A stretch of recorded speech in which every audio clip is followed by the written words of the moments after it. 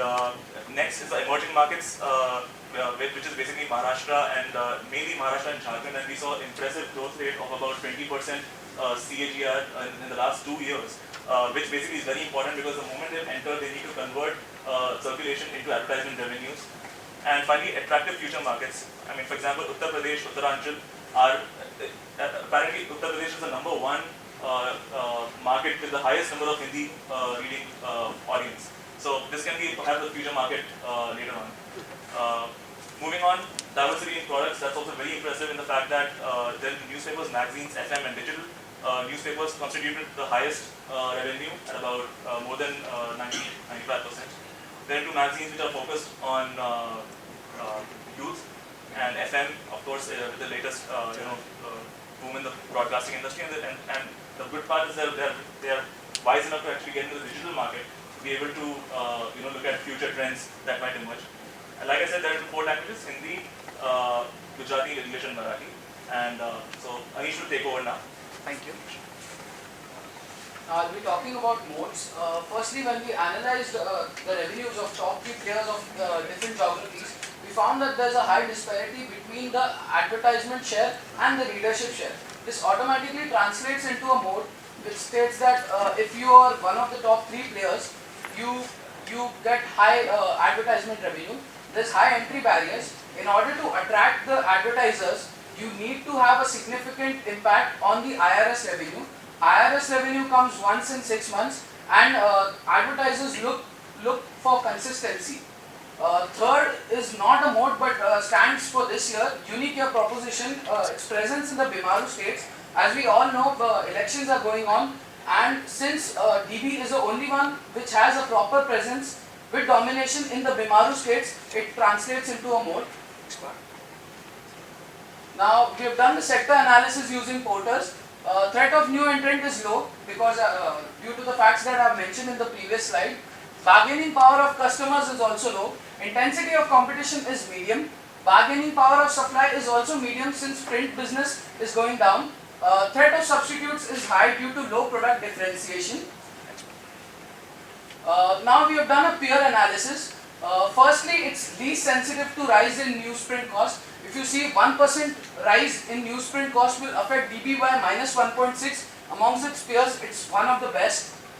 There's a positive correlation with change in the ad revenues.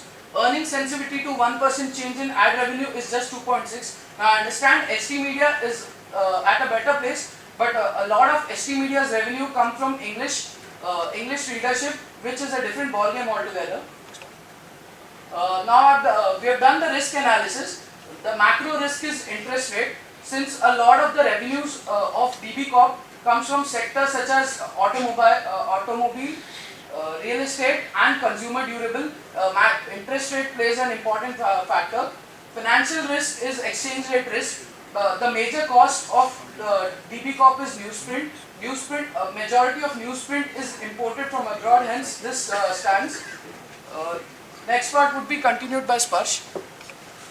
Now let's have next part. I'm sorry.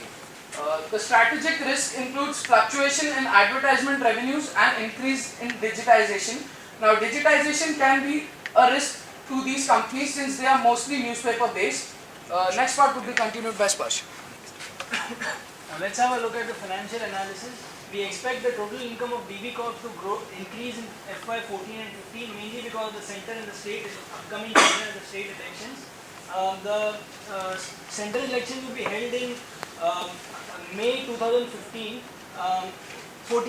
and due to which the government spendings on advertisement would significantly increase. The state elections in the states of MP, Rajasthan and Chhattisgarh would take place in 14-15, and DB is a dominant player in MP and Rajasthan, and hence this would have a significant role in the increase in advertisement revenue. Also, the government has hiked the rates of the advertisements published by Department of the DAVP by 19%, and DB gets around 5% of the 410 crore ads that DAVP issues annually. The 76% of total income of DB came from advertising in 2013. As far as raw materials consumed as a percentage of sales, it won't more or less be the same because of the fact that newsprint cost internationally has significantly reduced. However, the depreciation of rupee has nullified this effect. We expect the asset turnover ratio to grow in FY14 and 15. Next. Yeah. The EBITDA and PAT margins would grow in FY14 and 15. However, in 12 and 13, reduced because the proportionate increase in sales was much less than the proportionate increase in raw materials consumed. Also, other expenses like operating expenses and personnel expenses grew because it has recently entered into Maharashtra and Jharkhand markets. ROCE would increase because asset turnover ratio would increase, and ROE would increase because PAT margin would increase in 2015. Next part will be continued. Thank you. The earnings is expected to be very robust in the forthcoming years. That is, the earnings is expected to grow at a CAGR of 22%. We have compared some of the multiples, that is EV, EBITDA, EV sales, PE and EPS. The EPS is going to be very robust for EV Corp in the forthcoming years compared to Jagrant Prakarsan and HT Media. So this will also command a higher multiple, PE multiple, and that's why it will trade at a higher multiple. So we have used DCF valuation and relative valuation. 1 minute to go. We have used DCF valuation, FCFF model, and relative valuation to value of the company. Intrinsic value comes out to 307.30 rupees using the FCFF model.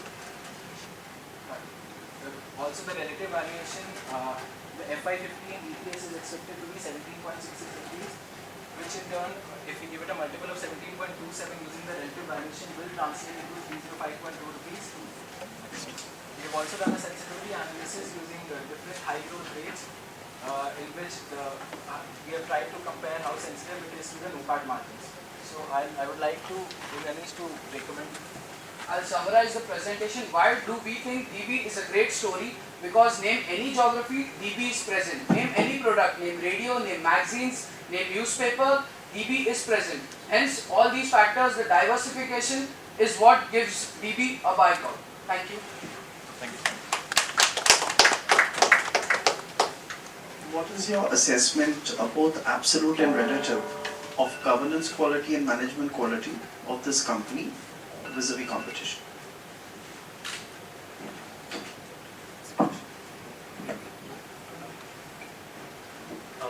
Yeah, actually, we've seen the board of directors on both the companies, and we did see that, for example, for Jagran or for even DB, there were independent board directors who were connected with, say, the advertisement industry. So, which is very critical in the industry that DB is operating in. So, for example, Mr. Harish Biju is the independent director who's of DB here. And then there are 4 independent directors along with 4 directors who are also operating. So that gives a good balance for corporate governance. Besides independent directors, what would be some other parameters you think are important to assess governance? And also a quick comment on management quality. We would look at, our parameter would be, one is like I said, the board of governors. We also looked at the related party transactions, and then we also looked at, if there was any of the business that DB is into. So that would be very critical to understand how well the corporate governance is working.